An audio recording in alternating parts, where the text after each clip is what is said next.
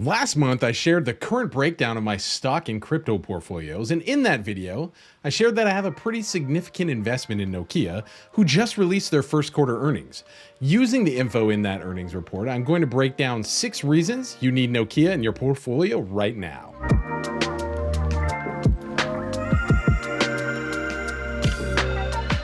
Before we get into it, feel free to use the timestamps down below to jump around in the video to whichever parts you need to. You guys know I've been a big fan of Nokia for a while now, and I continue to fully expect to at least double, if not triple, quadruple, or quintuple my money in the coming years, simply because Nokia is just so blatantly ignored by Wall Street. It's a really big opportunity. Despite having a market cap of only 26 billion at their current share price of $4.70 as of filming, Nokia boasts total assets of 36 billion, half of which are current assets.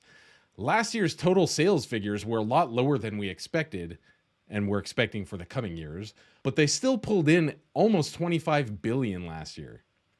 Typically, when we're looking at companies, we're usually factoring some multiple of earnings over the coming years and discounting that. But in this case, assets of 36 billion plus annual revenues of 25 billion should add up to a little bit more than a market cap of 26 billion, which is what gets me all hot and bothered about this stock. In a second here, we'll take a look at how liabilities and cash position play into this in a bit.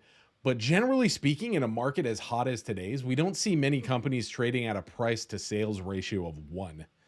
There could be a myriad of reasons for why Nokia is so undervalued, but this is where the opportunity lies.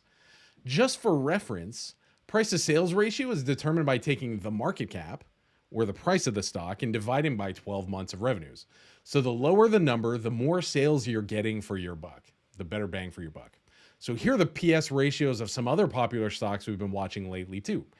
Coinbase is at 47.3, Tesla is at 21.3, Palantir is at 19.9, Taiwan Semiconductors at 12.5, Apple's at 6.9, Dropbox 5.4, and their closest competitor, their most similar kind of competitor, Ericsson, is at 1.7, while Nokia is at like just a hair above 1.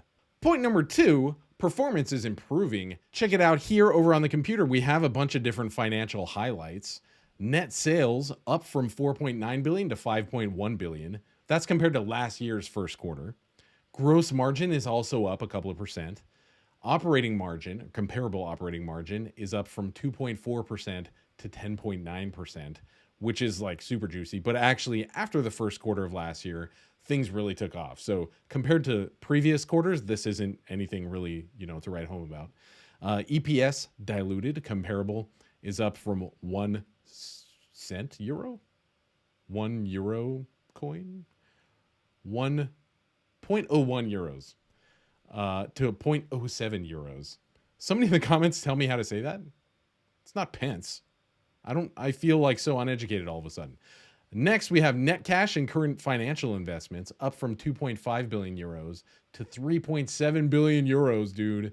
The cash is real. Total cash and current financial investments up from 8.1 billion to 8.8 billion. And next, I wanted to take a look at strong sales growth in North America and Greater China. Check it out on the left side here. We have 33% of the sales coming from North America and then 29% from Europe.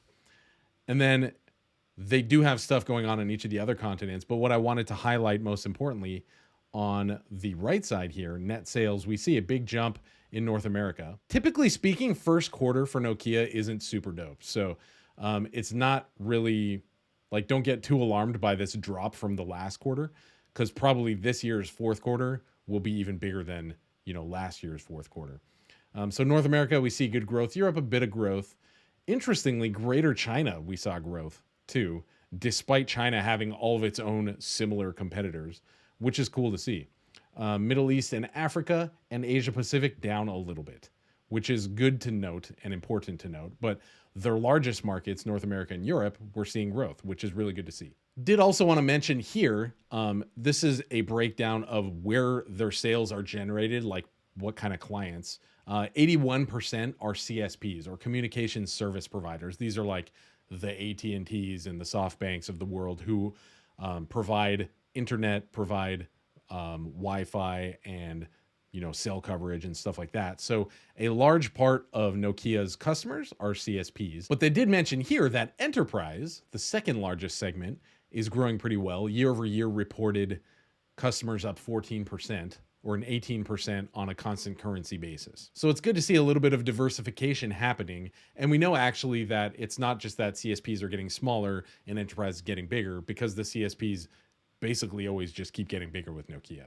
So these are all strong indicators of things looking up for the coming years. Point number 3, is this the real infinity money glitch? Pekka Lundmark and the team have been clear in that their immediate short-term priority is to get the company in shape.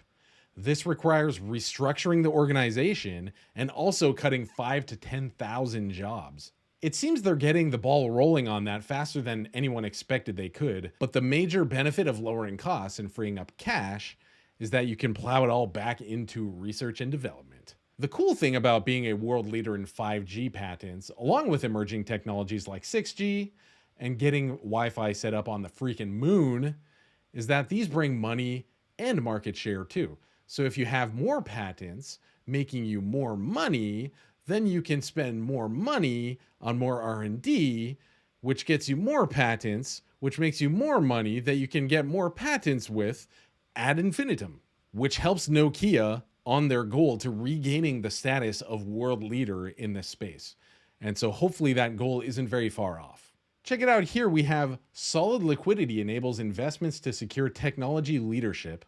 And they show on the left side net cash and current financial investments growing big time. Like, check it, it's like almost 4 times what it was a year ago. And then on the right side, we have total cash and current financial investments. So this is just cash that they have plus things they're investing in, which is also just kind of always trending up. And that's one of the really exciting things about Nokia. They're really conservative, but when they see an opportunity to either invest in a technology or acquire a smaller company, Pekka Lundmark has been clear that they're going to be making moves like that. And we do know that they are the world's leader in 5G patent licensing as well, with over 3,500 patent families declared essential for 5G. So in a lot of cases, companies who want to do anything with 5G anything need to go to Nokia and say, hey, we'll pay you to use that license.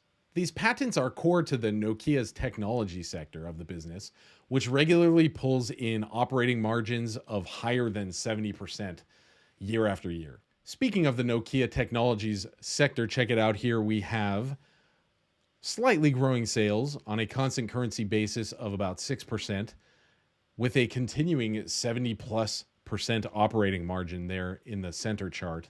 And they say there on the bottom right, continued industry leadership with over 3,500 patent families declared essential for 5G. Keep in mind that the Nokia Technologies sector of the business is actually relatively small compared to the other ones where, they're helping CSPs set up internet networks and stuff like that. But it's really good to know that their operating margins are just staying solid. I think with the continued reinvestment into R&D, we're going to see this hopefully trending up in the coming years too. Point number 4, like your best friend in high school's Toyota Camry, conservative and reliable.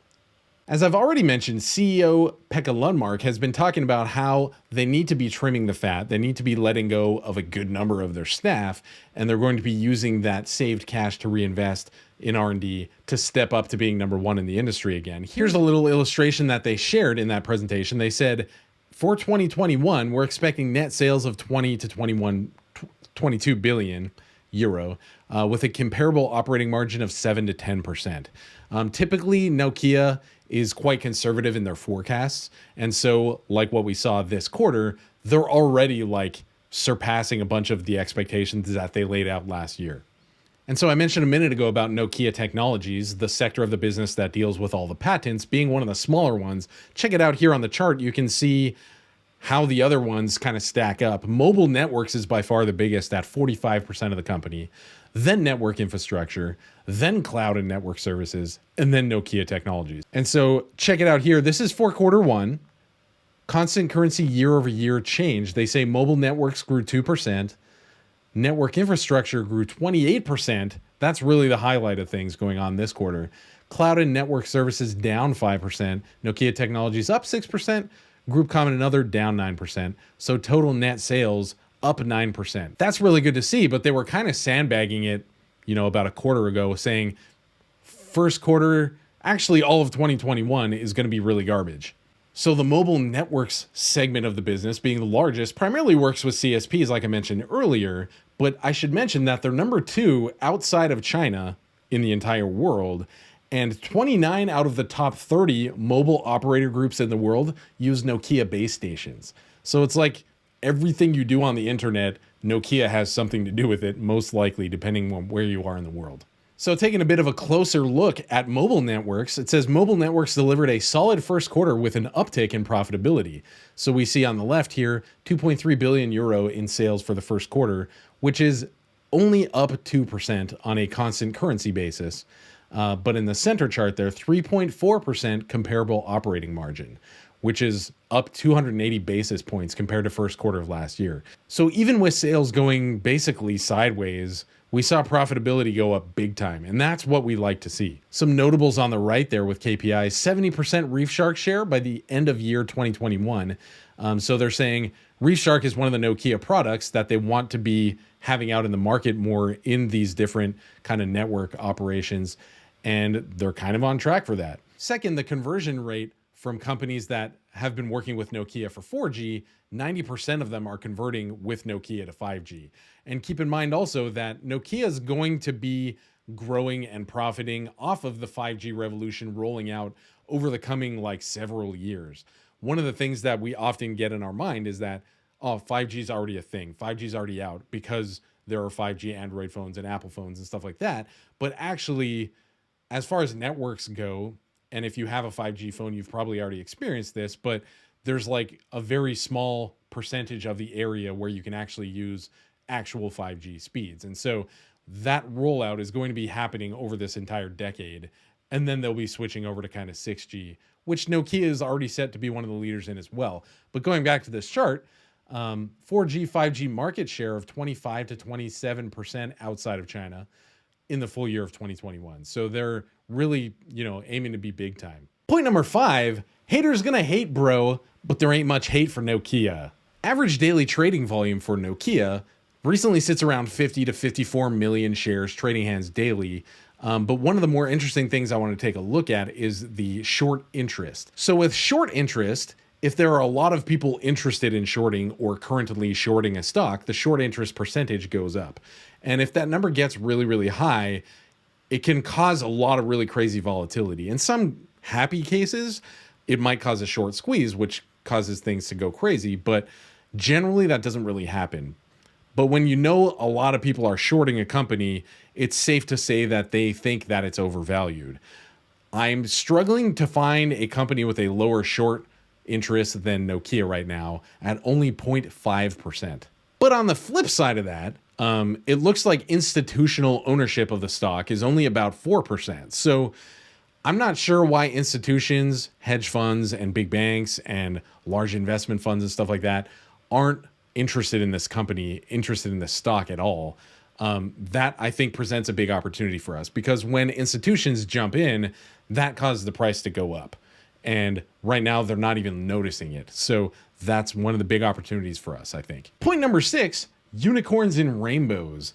Imagine how good this stock is going to look when the dividend comes back. Just recently in this video, actually, I talked about the Capital Markets Day, where the CFO mentioned that by 2023, they're pretty certain they're going to be able to reinstitute a solid dividend. Now, typically in the past, the dividend, when they did offer a dividend, it was kind of 2 or 3%-ish. So nothing earth shattering or anything like that. But one of the neat things about instituting a dividend, especially if it's long-term stable, is that that brings in a whole kind of cohort of the market who just look for good solid dividend companies. Personally, I'm more chasing stock price appreciation, which Nokia does offer, but if you were able to get in at $4 and it goes up to 8 or 12 or 15 or 20 in the coming years, plus it also offers a dividend on that, now you're looking at a really good opportunity for that dividend to be able to provide really big multiplicative income over the coming years. Now, just for fun, on MarketBeat.com's dividend calculator, I plugged in a few numbers just to kind of see what would happen. And this is only assuming that the stock price grows by 5% per year. I'm fully expecting it to grow multiples of its current stock price. But check it out, 10 grand with a 3% dividend yield. And this does include a 15% dividend tax rate.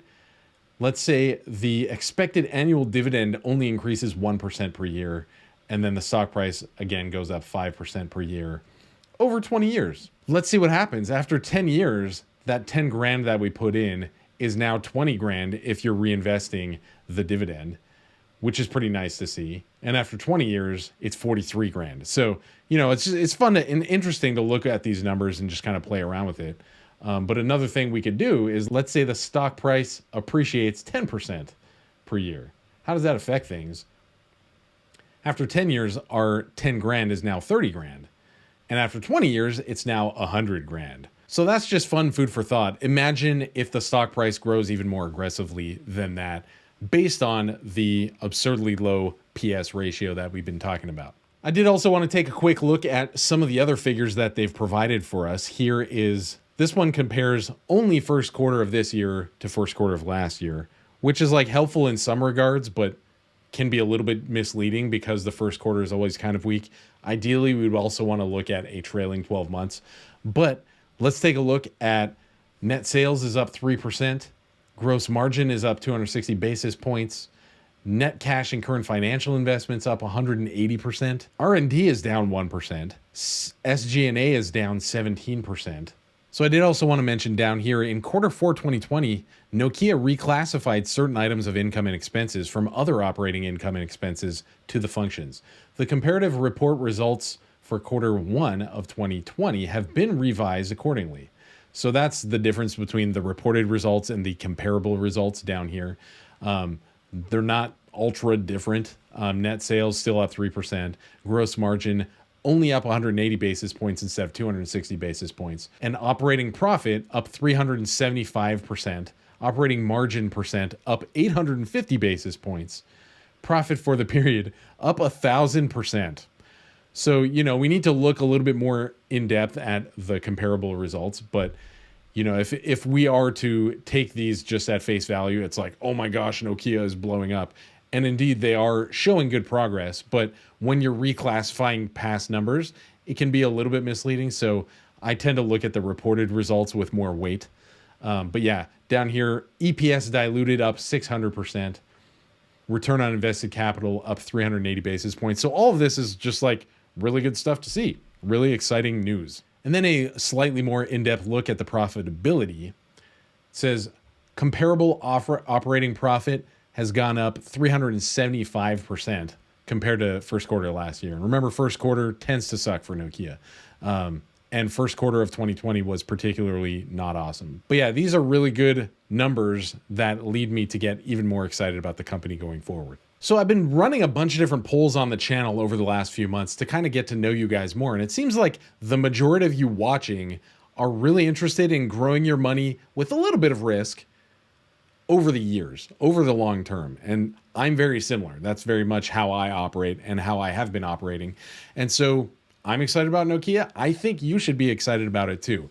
Where does Nokia fit into your portfolio? Also, I did want to mention that we've started up a Patreon, which is a way that you guys can be supporting us. If you've been enjoying this video or, the videos we've been putting out over the last year, your support would be very, very much appreciated. Recently in the live chat, a lot of you guys have been sending over super chats. We do want to be making more videos like this, maybe even daily at some point in the future. And so Patreon supporters, we're starting out real simple. We're starting out real small and basic, but we'll be offering more tiers going forward. And so if you could join us over on Patreon, that would be very much appreciated. And also, if you want to learn more about Nokia, I've done a bunch of really in-depth videos on it so far. Feel free to click on the playlist up here, which takes you to the whole library, or click on this video, which was my most recent one, talking about the potential dividend reinstatement and a more in-depth look at Capital Markets Day.